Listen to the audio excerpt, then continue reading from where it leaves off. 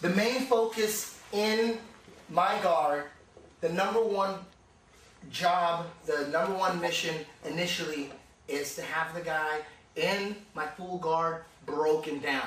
This needs a lot of work. This is just one piece of the puzzle that needs to be polished, needs a lot of work, just like a takedown, just like a guard pass. You have to break the guy down, control him. If you cannot control his posture, if you cannot break him down,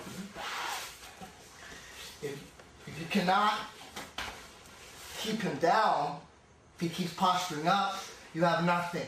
Then you must resort, if you cannot break him down, you must resort to either double wrist control guard and start playing this and start throwing wild triangles up that hit at a very low percentage.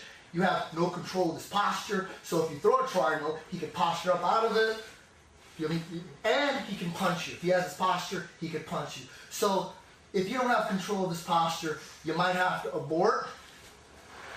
If you don't have a chin, if your chin is weak, you don't want to play double wrist control guard if your chin is weak, because he can punch you here. Minotauro is great at this, but he's very strong in the chin. Me, weak. If I did MMA, I would never play this because my jaw would break. So I would sit up and clinch. My whole game is about clinching and holding and keeping them down. Never any space. Bringing them up, controlling them. This is the best way to control a guy. Right here, both your arms around his head, crossing your feet. This is the best way. Hold them, squeeze them, do a naked choke. But unfortunately, you can't move from here. So that's why I started working off mission control. This is mission control here. Now his posture is broken. And again, this position, like all the positions that I will be running over, they need time. You need to spend serious time developing each position. From here, I have a free hand to make things happen. From here, again, I'm squeezing. I got my right foot on his hip, and I'm squeezing. Wrist to ankle.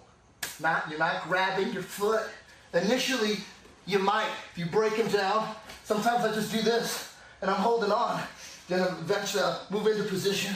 Sometimes I'm like this, just catching my breath, trying to regroup, and then eventually, then I'm here. Then I know exactly where I need to be. I'm squeezing my knees together the whole time.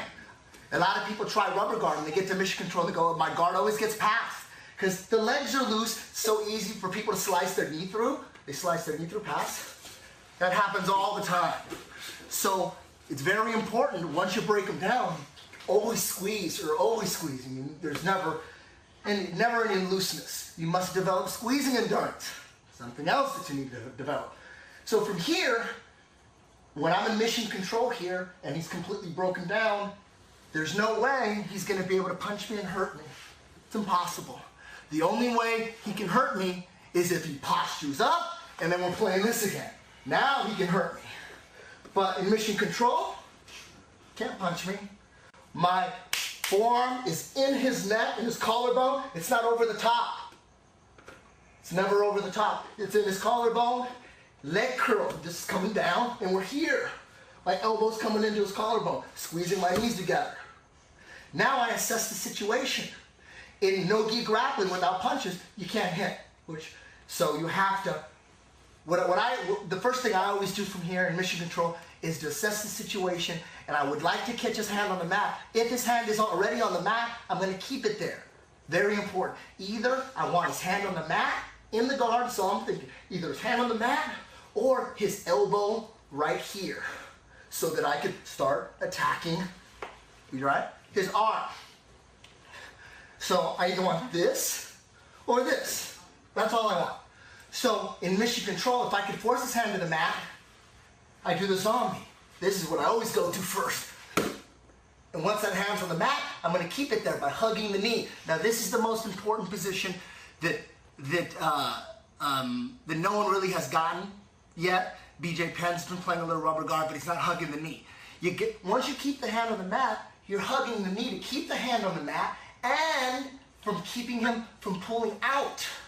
Because the next step from here, now that I have the hand on the mat, and what does the hand on the mat mean? It means that I have an opportunity to get to the Jew claw here, right here, where he can't punch it to me. This is where I want to be.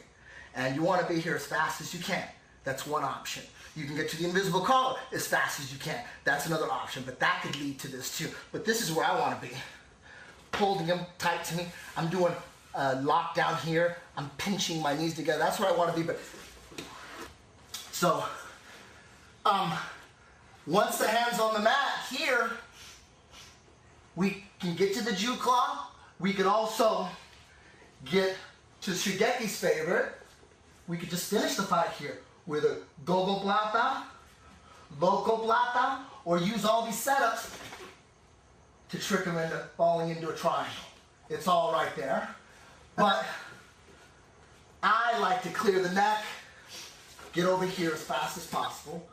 Why do I want to get right here? If I can get right here and master his escape, you can sit up and finish him off all together right here. But that's low percentage. You got to catch him tired. He's going to freak out. If he gets caught in the Jiu claw, he knows that if he sleeps for 1 second, I'm going to sit up and finish him right here. So what he's going to do, either he's going to try to power up as fast as possible, which I try to control him back down right here. And from here, he's going to roll. His only way out. He's going to roll. And if I let him roll, and he's going to roll and then get up on top of me, now we're back in the guard again. Now I got to start all over, which is going to happen a lot. But if I master his escape, if I know he's going to escape, and I'm squeezing here, I'm squeezing my knees together, upward motion on his elbow, downward motion on his shoulder, controlling his wrist here, pulling him towards me. He wants to roll, I'm going to slow him down. Slow him down, let my legs out wide. Then I palm strike his hip. I'm inside control. I just swept him with the guard pass included. That's one of the most common paths I take all the time. You must master that. You must master his escape. That's a legit escape. Very legit escape. If I'm here and I'm not controlling his body, and if I'm just sitting here and he rolls as fast as he can, he's going to get on top. He rolls as fast as he can when he's on top. That's a legit escape. People escape that way all the time. But if I'm here and I master this position, put a lot of time into it, control his wrist, I'm pulling on his hip, I'm not doing this. I'm not doing this. With the gi, you could do this because you could have your legs open because all you have to do is grab his sleeve here and control right here. That's how the omoplatas work with the gi. But without gi, they don't work like that. You gotta squeeze. I'm pinching his elbow. I'm forcing his shoulder to the mat. I'm forcing him to roll. He tries to roll. I slow him down. Let's get him out of the way. Now we're here. I can finish him here. I can finish a little Dean Lister action there. Or set him up. We're already in twister side control. Got the twister here. And then, now we're here. That all came from having that hand on the mat. That hand on the mat. So we're here in the guard. This is just one path, the most important path. Breaking him down, getting the mission control as fast as you can. Forcing that hand to the mat, hugging that knee. From here, once that hand's on the mat, we need to clear the neck. We need to let go of the wrist, the ankle, clear the neck, rehook the ankle.